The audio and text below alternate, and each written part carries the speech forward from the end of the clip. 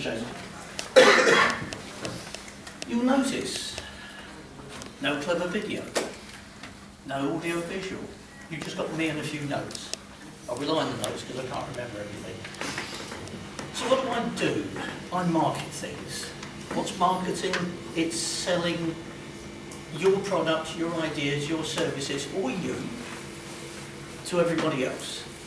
And I do that very efficiently, very quickly, and Leslie's going to hate me for this, very cheaply. Because he always says I don't charge enough. Now, basically, what do you want?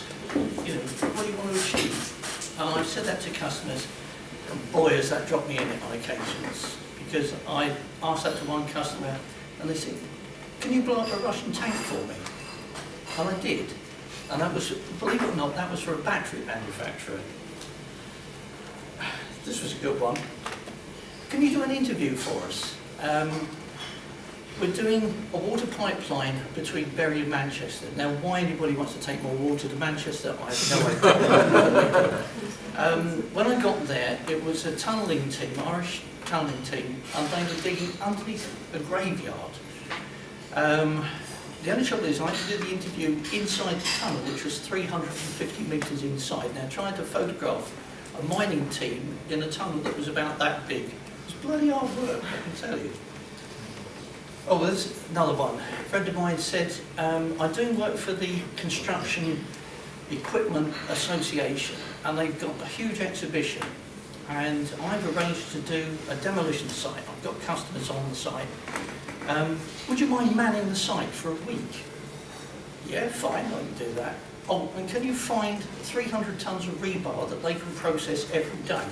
They'd forgotten to actually supply the materials so that the people could demonstrate the machinery. That's, you know, I like to say I'm a troubleshooter. That was a good instance. The same company actually said, could you go and photograph a case? Now, this was a huge 80-tonne machine. It comes in on 2 low loaders. And they said it's demolishing 3 tower blocks in Speke in Liverpool. What they didn't tell me is this thing is so big you actually can't photograph it. It's, you know, it's impossible to get close enough to photograph it. So I ended up on one of the tower blocks, 15 stories up, photographing this machine sort of downwards while it was actually demolishing the building I was standing on. Just don't be afraid of fire. Now, I had an interesting sort of occasion. I was introduced to Swaleside Prison, of all things. They make garden furniture. That's fine, no problem with that. It teaches the prisoners a trade, they're occupied. The only trouble is, all the materials and the expense that was turned into profit went back to the Home Office. And they actually asked me to take on the Home Office to get those profits brought back into the prison so that they could continue to train people. That's the first time I've taken on a government department. I've actually taken on 2 others since then, and won in all 3 cases. Not only was that successful, but I actually brought other companies into the prisons to do work, you know, work for the prisoners. So they got money, it kept everybody quiet, it was very successful. Well, they haven't had a riot there since, let's put it that way. I'm told I'm efficient at doing things. Now, occasionally I get asked to do things which are downright silly. I got a phone call from the National Federation of Demolition Contractors. We've lost a member of staff. Can you do our yearbook for us? This is like the end of the year. Sorry, the end of the year. And I had 2 weeks to do it. It's a 120-page yearbook. Of course I said yes, being gullible. Unfortunately, I was also doing the yearbook for their biggest rival at the time, so I did 2 of them.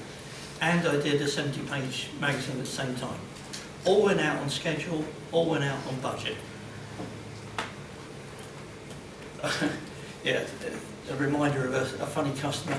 I did work for a local dairy, and she sold ice cream as one of her products. And one day she phoned me up and said, you ought to meet this guy. He makes ice cream from his farm down in Ripple. You've got to do it. Ice cream from Ripon. And I said, yeah, I'd like to meet him. What I didn't expect was two designs of tubs to arrive in the post the next morning with a little note saying, I've got the chance of doing a contract with P&O Ferries. They love the ice cream, but they hate my packaging. When I saw it, it was beautiful. So I did him a watercolour. It was so twee, it was unbelievable.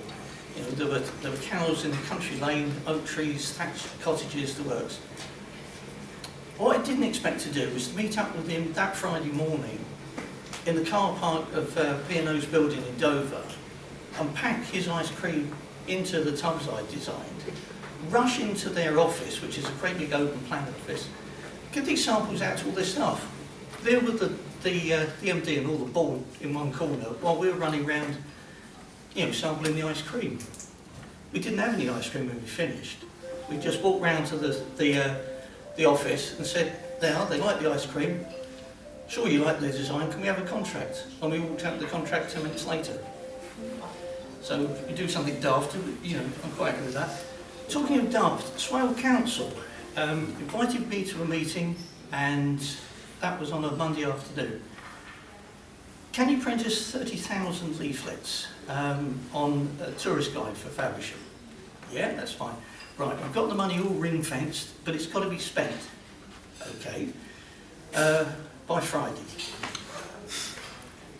All right, well, give us the artwork files and I'm sure I can get it printed. Oh, we don't have artwork files. Well, what have you got? We don't have anything. They had no copy, no photographs, no idea what they were going to do. I went over the road to the library. I took every book on Faversham I could find out. I went home, I wrote it overnight. I photographed the entire town the next morning. It was proofread that evening.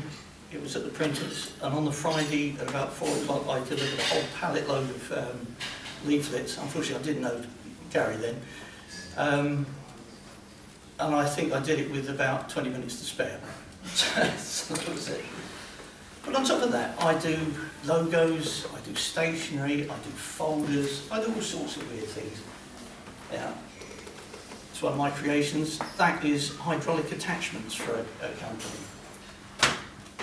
Gearboxes. I did a programme, 8 small ads for one of their divisions, utterly destroyed their opposition, got the company so much work, it actually did them 50% more extra work. Shot myself in the foot because I didn't do any more work for them for 2 years. It was just too effective. I do corporate design, I do reporting accounts, newsletters. I'll advertise anything, I don't care what it is. How about radiator bending equipment? There's a new one for you. Hydraulics. In fact, that company, I generate the stories, I go and see the customers, I do the photography, I do the copywriting, I design the magazine, I even do the print production for it. Just to prove they do exist, Construction Equipment Association.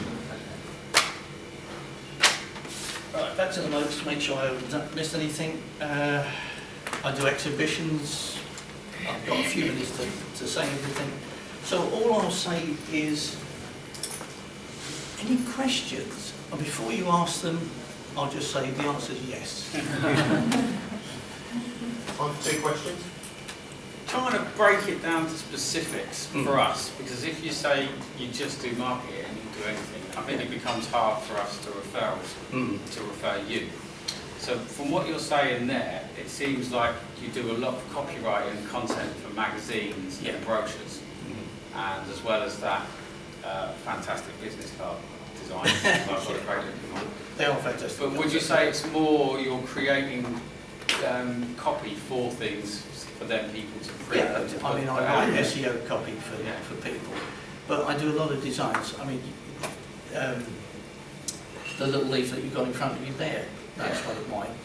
I don't care what it is. You can do a business card, you can do an exhibition. So brochure content, layout, you name it, I'll do it. Okay.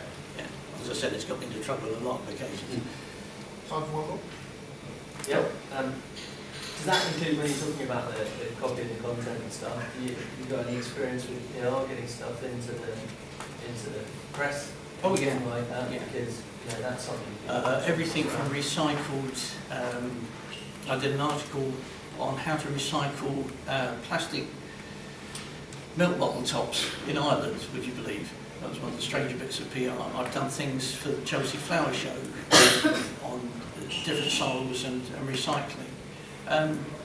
Write articles for all sorts of things. Yeah. So if someone comes to you and says, "All right, can you get me In a magazine, yeah.